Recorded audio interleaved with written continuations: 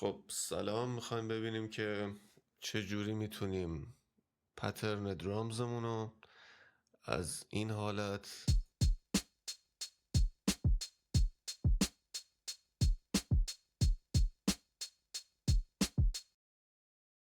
تغییرش بدیم به این حالت.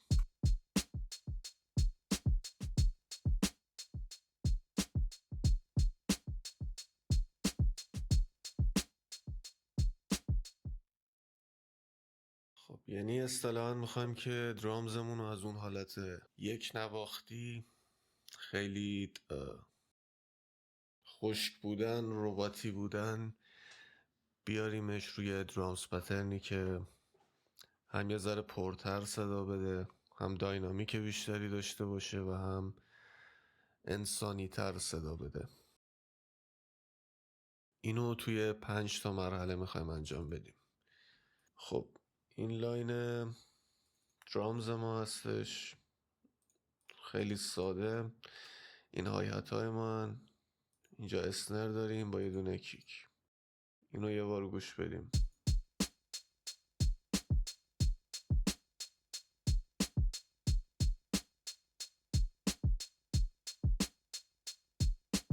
خب اولین کاری که انجام میدیم اینه که اگر اینجا رو دقت بکنید، این ولاسیتی همون شدت صدای هر کدوم از ضرب های ما، الان هر کدوم از اینا رو ببینید دقیقاً با هم یکسانن، خیلی یک نواخت و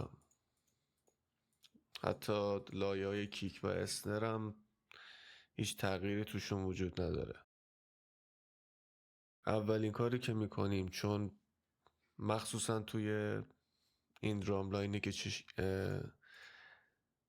اینجا دیزاین کردیم ژانر هیپ هاپه، بیشتر توی ژانر هیپ هاپ دهه 90 بوم بپ و معمولا درامز پترنایی که واسه اون ژانر استفاده میشه سمپل درامز یه نوازنده درام، یه درامری که اینو لایو زده و ما میخوایم تقریبا توی هر کدوم از این مرحله بیایم شبیه سازی کنیم، حالتی که درامزمون رو به یه حالتی در بیاریم که انگار یه نوازنده درامز اینو زده باشه. وقتی که یک نوازنده پای درامز نشسته، وقتی اجرا میکنه، تک تک این نوت ها از نظر شدت ضربه یکسان نیستن طبیعتا.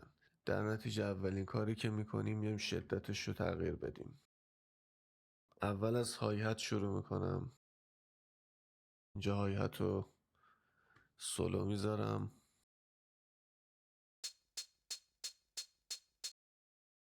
میام رو ضرب های غیر اصلی، اینا رو با شیفت کلیک انتخاب میکنم. بعد میام همه رو انتخاب کردم، ولوسیتیشون رو یه ذره میارم پایین، یه ذره حالا یکم بیشتر،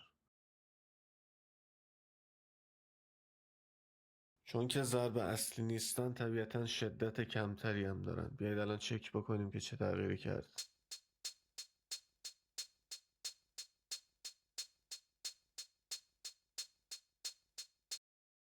یه کار دیگه هم که میشه کرد اینه که ضرب های مثلا زوج رو، یعنی ضرب دوم، چهارم، به این شکل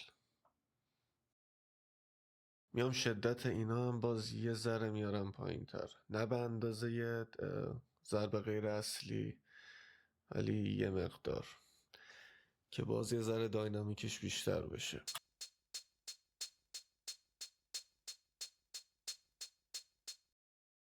خب الان خیلی تغییر کرد، یه ذره شخصیت گرفت در مقایسه با این اولی که یه همچین چیزی بود.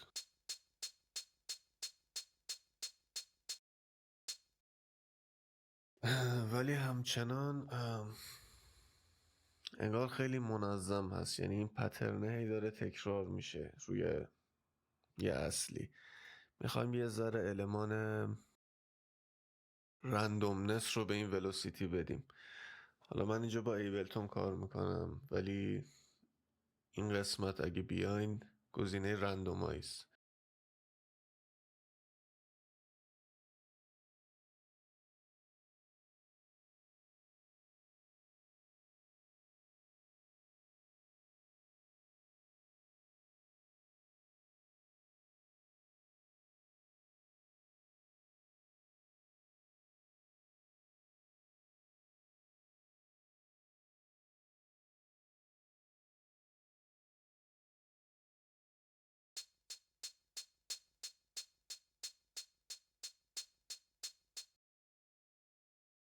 خب این مرا هایهت بود.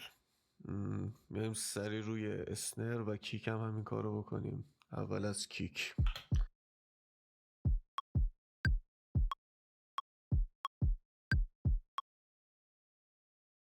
خب توی کیک یه سری ضرب اصلی داریم که من اینا میخوام خیلی واضحتر و بیشتر از بقیه شنیده بشن. یکی اینه و حتی این ضرب دومی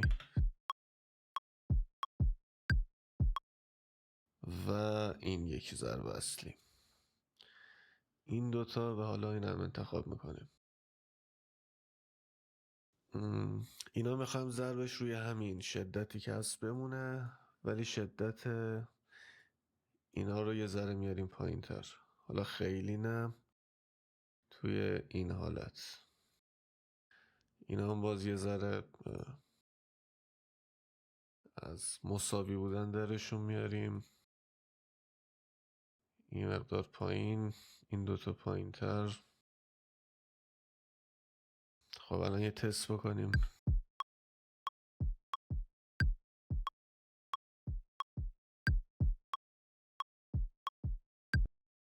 خب الان خیلی بهتر شد. و میریم سراغ اسنر. اسنر خیلی نیازی نداره که تغییرش بدیم، ولی کاری که میتونیم بکنیم اینه که مثلا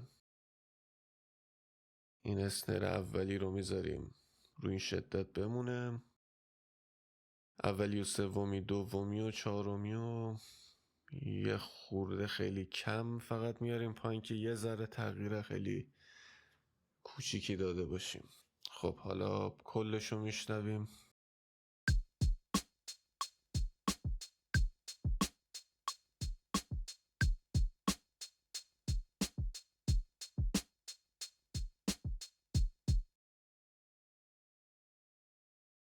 تا همین الانش خیلی تغییر کرد. حتی به نظر من همین قدم اول که تغییر ولوسیتیه این بیشترین اثر رو توی این که کسی که گوش میده متوجه بشه چقدر تغییر کرده داره. حالا ما هرچی جلوتر میریم اون تغییراتی که میدیم پیشرفته تر میشن، ولی اونقدر دیگه به چشم نمیان. حالا در ادامه توضیح میدم که اینا چیه. مبحث بعدی مبحث سوینگه. این مرحله لزوما روی تمام ژانرهای موسیقی و حتی ژانرهای هیپ هاپ اعمال نمیشه، بستگی به سلیقه داره و اون سبکی که کار میکنید. ولی خب توی ژانرهای مختلف موسیقی هست، به خصوص سبک هیپ هاپ اینجا توی بوم بپ، هیپ هاپ کلاسیک تر، توی لوفایل خیلی بیشتر هست. حالا چجوریه؟ من اینجا میام چنل های هت رو سولو میکنم.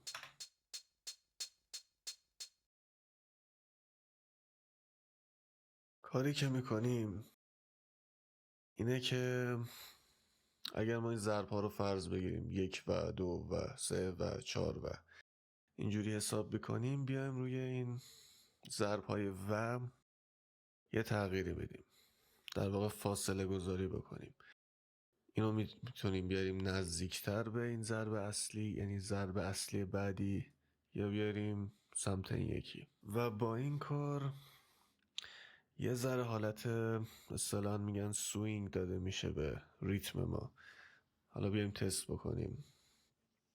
من اینو تا یه حد خیلی زیادی میبرم جلو.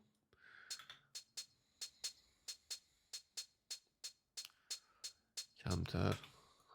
من کلش رو سلکت نکردم.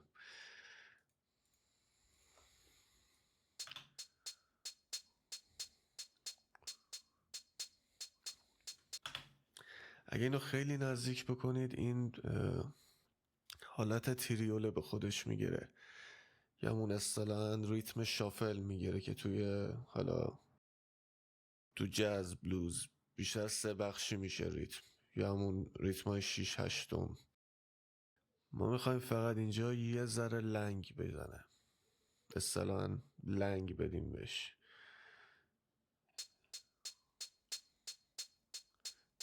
یکم کمتر.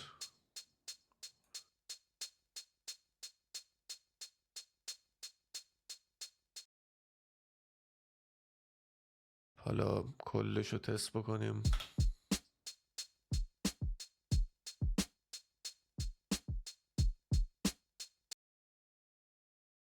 و میگم همین که از اون حالت منظم بودن یه ذره خارج بکنید، این باز حس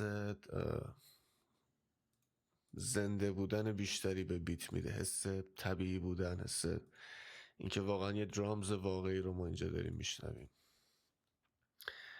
که باز مرحله بعدی خیلی مرتبطه با همین مرحله. خب مرحله بعدی اسمشو اینجا گذاشتم میکرو تایمینگ. که میخوایم چی کار بکنیم؟ همونطور که قبلا هم گفتم، ما میخوایم یه کاری بکنیم که این درام پترن ما یه ذره شباهت پیدا بکنه به یه درامز که توی ریل تایم زده شده، که انگار یه نوازنده واقعا داره این درامز رو میزنه. و یه درامر هر چقدرم که حرفه‌ای باشه، هر چقدرم که کارش خوب باشه، به هر حال نمیتونه تمام ضرب ها رو پرفکت سر جای خودشون بزنه. به عنوان مثال اینجا کیکا رو میبینید، اسنر رو میبینید، های هت رو میبینید، اینا خیلی کوانتایزن، یعنی دقیقا سر ضرب زده شده. حالا بجز این سوینگی که خودمون داریم که اینا هم باز هر کدوم دقیقا سر اون ضربی که اینجا هست زده شدن، مشابه این. ما میان به صورت دستی اینا رو یه ذره جا به جا میکنیم، ولی خب نباید بیش از حد، ببخشید، ولی خب نباید بیش از حد این کار رو انجام بدیم، چون که میخوایم شبیه سازی کنیم یه درامر واقعی رو، یه درامر حرفه‌ای رو، نه یک برداشت بد و یه درامر بد رو. یه راه خیلی راحت داره. راه اولش اینه که من بیام دونه دونه اینا رو دستی مثلا کم و زیاد بکنم، اینو جا به جا بکنم. یه راه راحت تر داره که من بیام همه اینا رو سلکت میکنم توی بلتون، توی DAW دیگه هم قطعا این روش وجود داره. مثلا همین سوینگ توی FL استودیو یه ناب هست به اسم سوینگ، اونو بیای تغییر بدید خودش اتوماتیک این سوینگ رو اعمال میکنه. میایم اینجا بخش هیومنایز و اینو میتونید تغییر بدید. من اگه اینو خیلی تغییر بدم کلا این ریتم به هم میریزه. اینم میتونیم بیاریم مثلا روی 20% یا حتی کمتر.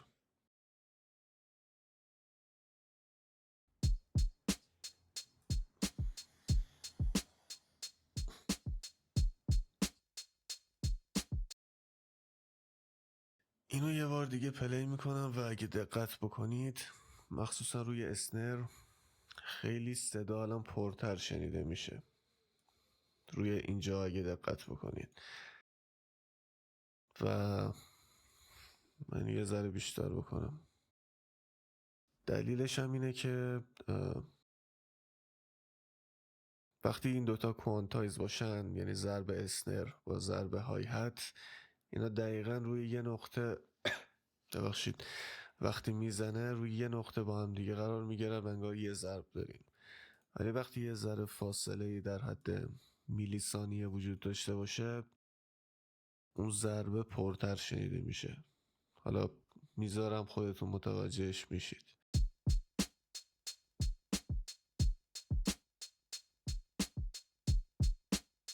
اینجا بیشتره.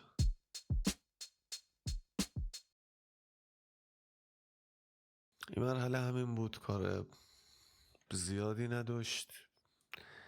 بریم برای مرحله بعد. خب مرحله بعدی اضافه کردن گوست نوت هستش. گوست نوت ها چی هستن توی درامز و توی سازهای دیگه هم وجود داره؟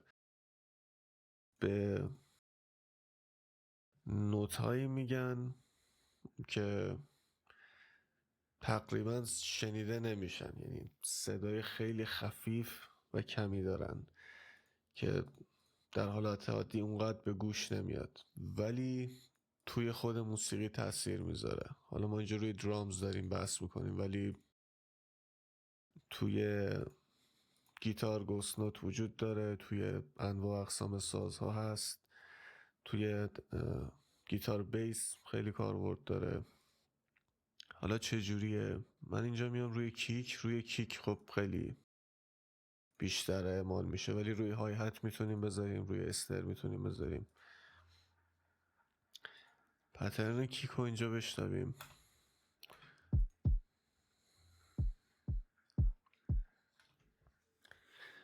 من اینجا میام روی ضرب های غیر اصلی، مثلا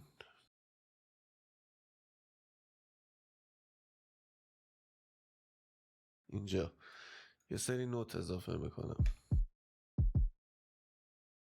ولی ولومش رو تا آخر میارم پایین یا خیلی کم میکنم به این شکل. اینا خیلی سخت شنیده میشه، ولی میبینی تاثیر میذاره، یعنی روی ریتم کار حتی خیلی تاثیر میذاره. اصطلاحاً یه گروو خیلی بهتری بهش میده. اینجا میذارم.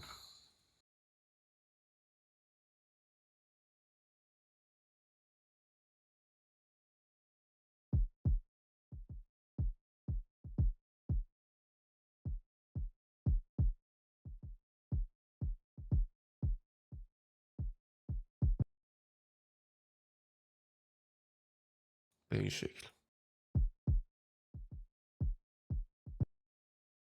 باز یه ذره ولوم اینا رو کم و زیاد میکنیم که یه ذره داینامیک بیشتری داشته باشه.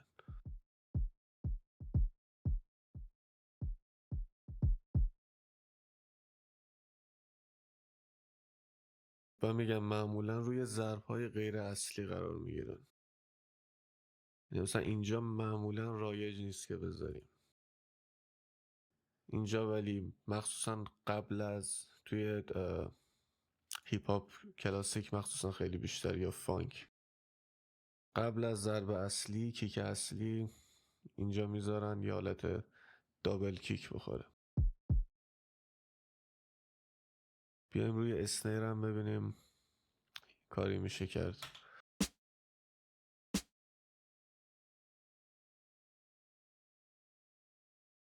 اینجا مثلا ببینیم چی میشه.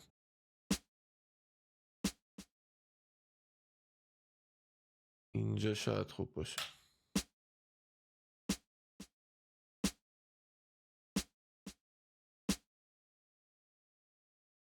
روی های هت هم میتونید بذارید، مثلا اینجا بذارید، ولومش رو بیارید پایین، ولی فکر میکنم برای این کار بسم.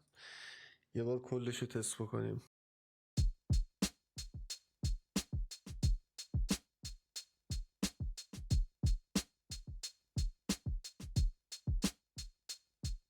اینو بیاریم اینجا.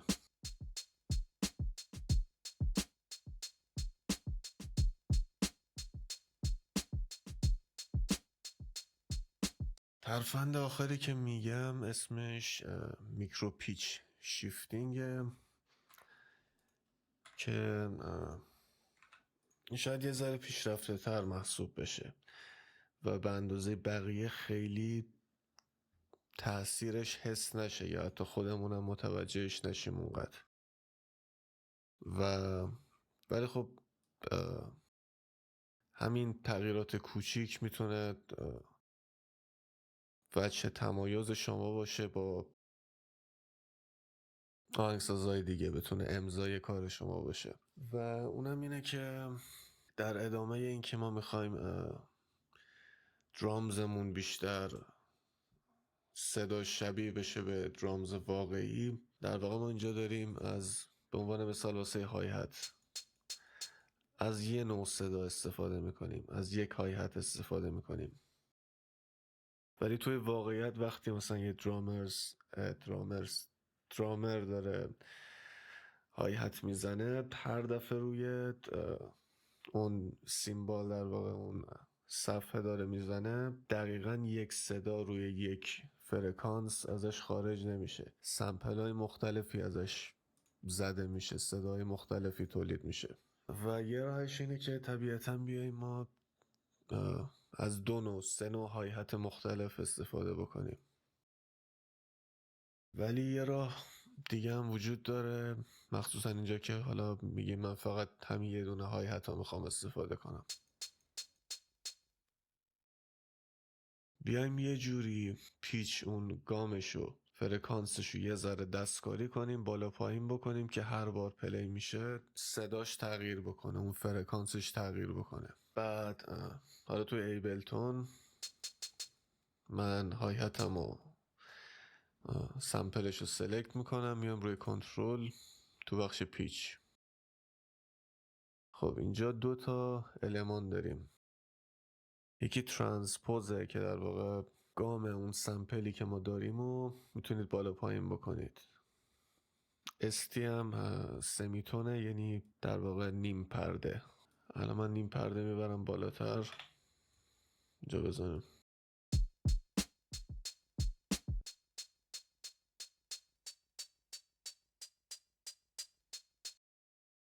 این الان خیلی مصنوعی صدا میده. دلیلش هم اینه که نیم پرده واسه بالا پایین کردن پیچه ی های هت خیلی بازه فرکانسی زیادیه. کاری که میخوایم بکنیم اینه که بیایم تو بخش دیتون یا دیتیون. در واقع این بر اساس سنته، یعنی از 0 داره تا -50 -50. در واقع این نیم پرده ای که اینجا بالا پایین میشیم و این تقسیمش کرده به 50 سنت. در واقع ما میخوایم اینو توی هر های هتی که اجرا میکنیم تغییرش بدیم. یه راه خیلی راحت داره توی افکتا به اسم LFO که فکر میکنم DAW دیگه هم همه LFO رو داشته باشن. LFO چیه؟ اینجا این موج تولید شده و من میام میزنم روی مپ و میزنم روی های هت سلکت شده روی دیتون. این طبق این موج سینوس که بالا پایین میشه، این از -50 به صورت اتوماتیک میاد رو 50 میره پایین. من های هت رو بذارم متوجهش میشید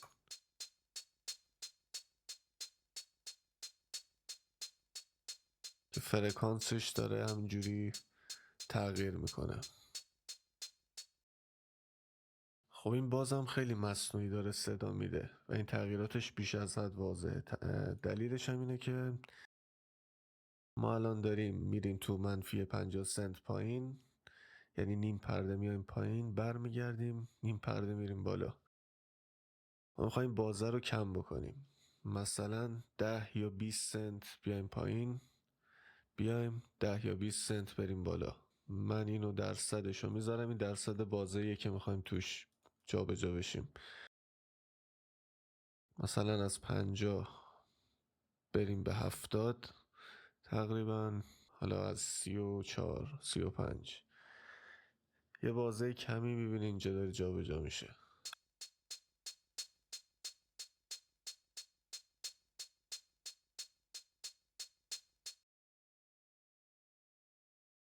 توی بخش ریت، یعنی سرعت جابجایی رو از هرتز میتونید تعیین کنید یا به صورت ضرب.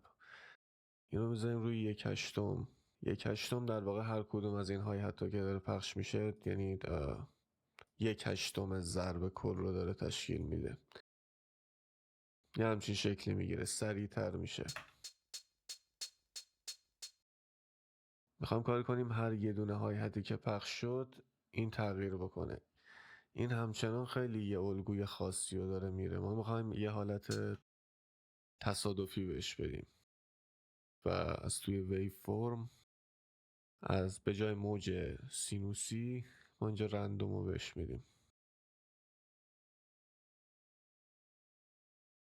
و اینو اشتباه جا به جا کردم. میتونید با این المان هم کارو بکنید.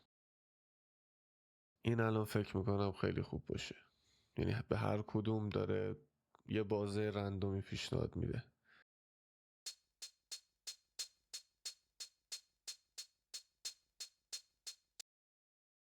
حالا میتونید فرکانس رو کم و زیاد بکنید، بخواید بیشتر تغییر بکنه کمتر تغییر بکنه.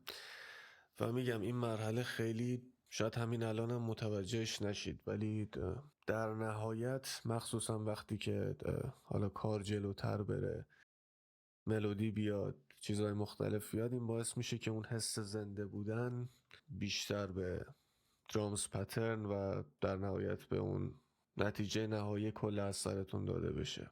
خب من خلاصه کلی از کارهایی که تا اینجا کردیم بگم. اول که اومدیم توی بخش ولوسیتی شدت هر کدوم از این نوت ها رو تنظیم کردیم که متغیر باشن به جای یه شدت ثابت. بعد یه ذره سوینگ دادیم به هایهتمون. اینجا میتونید حالا سوینگ رو روی کیک هم اعمال بکنید، ولی ما به هایهتمون یه سوینگ دادیم روی ضرب های در واقع ضد ضربش. بعد اومدیم تایمینگ ها رو دستکاری کردیم. یه کاری کردیم که نوت هایی که میزنیم همشون به صورت خیلی دقیق سر اون ضرب نباشن، یه ذره این ورتر، در حد فاصله های میلیمتری این ور اون ور کردیم که یه ذره اون حس واقعی بودن رو بدیم بهش. بعد گوست نوت اضافه کردیم، یه سری نوت خاکستری در واقع که روی کیک گذاشتیم، نوتایی که حالت خفه بودن دارن، اونقدر واضح شنیده نمیشن ولی خب توی گروه و اون ریتم خیلی تاثیر گذاشت. و در نهایت اومدیم این فرکانس های هتی که داشت پلی میشد و یه ذره جا به جا کردیم که هر دفعه این های هت داره نواخته میشه یه تفاوت خیلی کوچیکی داشته باشه با دفعه قبلش. یه بار کار اول رو میزنیم، بعد کار فاینال رو میزنیم که ببینیم تا الان چه تغییرایی کرد.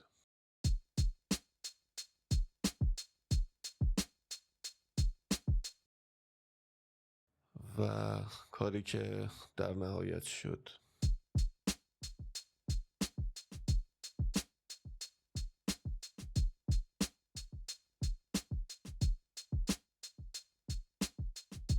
خب امیدوارم که این ویدیو مفید بوده باشه.